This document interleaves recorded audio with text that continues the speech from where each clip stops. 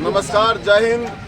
आज अंबिका जी के आमरण अनशन का 24वां दिन है। आज दिल्ली से राष्ट्रीय अध्यक्ष जो है फेडरेशन के DC कटारिया जी आए हैं। इन्होंने हमको फोन किए थे कि हम बात करना चाहते हैं। हम बहुत बहुत स्वागत है सर, आप आइए भी।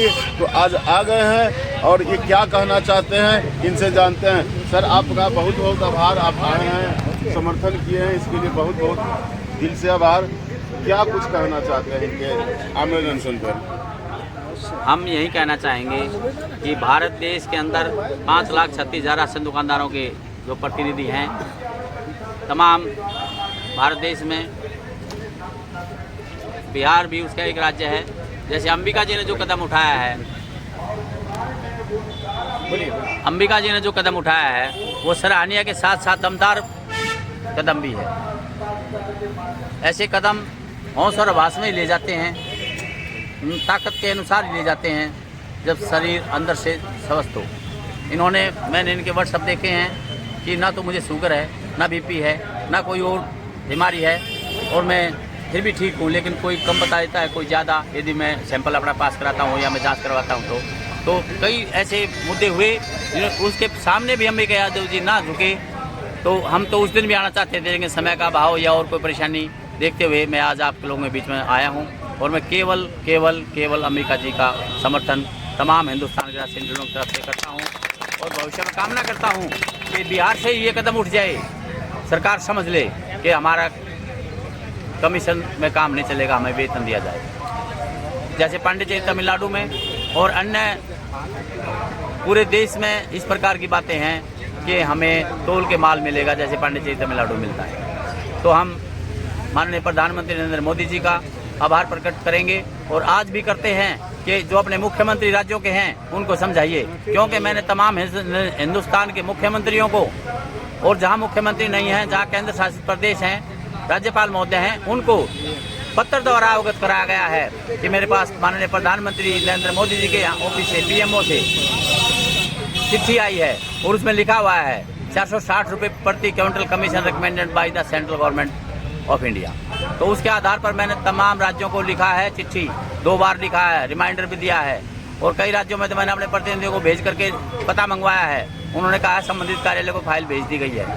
इसीलिए मैं चाहता हूं कि भैया हमारी मांग मानी जाए। अंबिका जी का जो अथक प्रयास है उसकी मैं सराहना करते हुए इस बात का बहुत बहुत आभारी हूँ, जिसके लिए मैं भाषण देने नहीं आया था। मैं तो उनका आभार प्रकट करने आया हूँ। जितने भी शब्द बोले जाए वो कम है, लेकिन इनकी हिम्मत बनी रहे और आपकी सफलता आपके कदम चूमे, क्योंकि यूनिट की स्ट्रेंथ और एकता में बल है।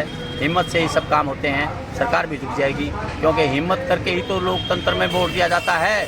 सरकार को जो सरकार बनती है और कुर्सी पर बैठ करके बातें भूल जाती है कि किसको क्या जरूरत है, कौन आदमी भूखा है, ये सब देखना है।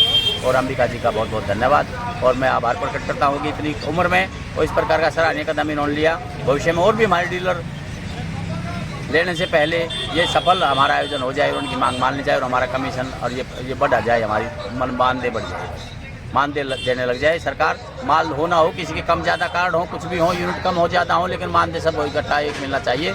ये बहुत बड़ी मांग है और हमारी लाभ जी की भी यही मांग थी, श्रीकांत लाभ जी की भी, कि हमें सरकारी कर्मचारी घोषित किया जाए। नंबर 1 मांग है हमारी मांग कि हमें पूरे देश में लगभग 5,36,000 राशन दुकानदारों को सरकारी कर्मचारी घोषित किया जाए। जब तक सरकार इसमें समय लगाए तो हमें कमीशन के रूप में मार्केट रेट पर 10% हमें कमीशन दिया जाए प्रति क्विंटल।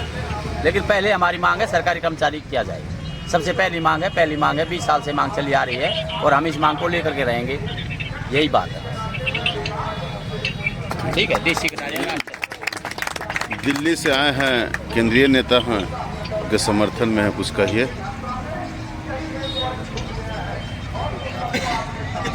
सरकार की ओर से जो मांग की है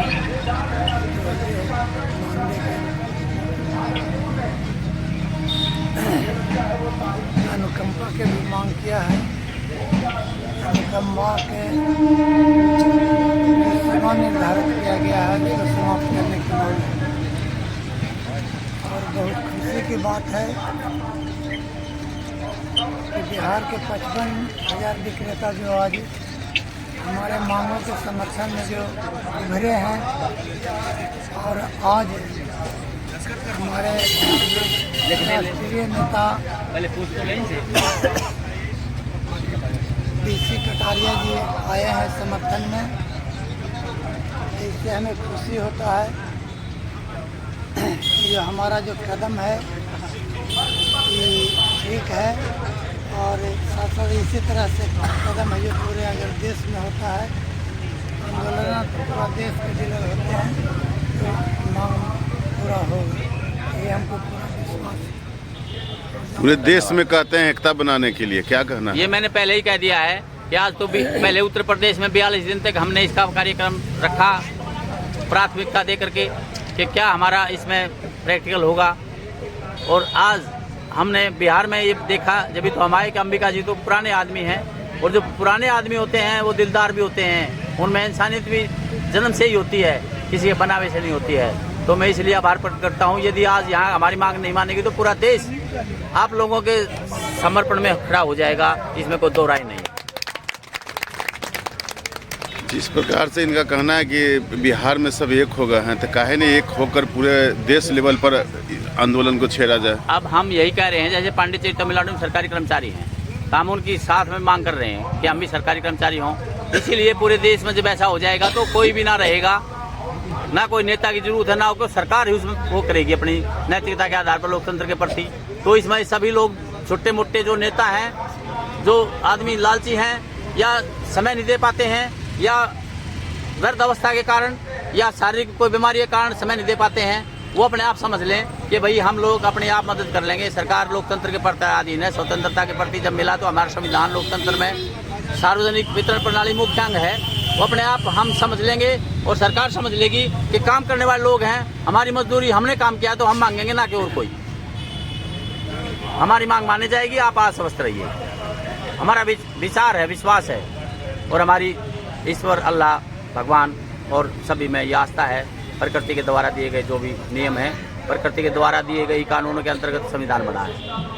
ये इंसानियत जीवित रहेगी, इंसानियत जीवित है जब रहेगी जब हमारे कम वेतन मिल जाएगा। बहुत बहुत आभारी हूँ, बहुत बहुत